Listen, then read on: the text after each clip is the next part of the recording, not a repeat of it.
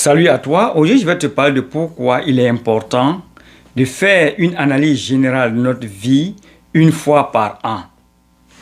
Prenons le cas du docteur. Notre docteur nous convoque une fois par an pour faire une visite médicale, une visite générale de notre santé pour savoir ce qui va ou bien ce qui ne va pas.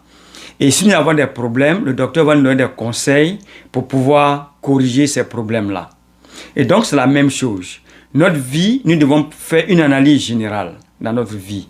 Que ce soit dans le boulot, que ce soit dans les affaires, que ce soit dans le foyer, nous devons faire une visite générale une fois par an.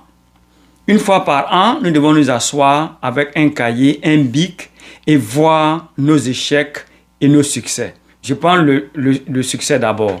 Supposons que cette année 2025, de par tes contacts, de par une bonne procédure, un bon environnement, une bonne énergie, tu as pu t'acheter 2 appartements quelque part que tu as mis sur Airbnb qui te donne de l'argent chaque fin du mois.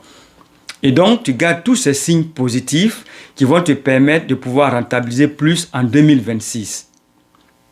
Prenons le cas maintenant de l'échec. Supposons que dans ton foyer, ou bien dans l'amitié, ou bien dans les affaires, ça n'a pas marché. Tu as eu des échecs. Ta vie a été misérable durant toute l'année 2025. Donc, tu essaies aussi de noter les signes qui t'ont empêché de pouvoir atteindre tes objectifs. Ce qui t'a poussé à l'échec. Il faut avoir ces signes-là clairs.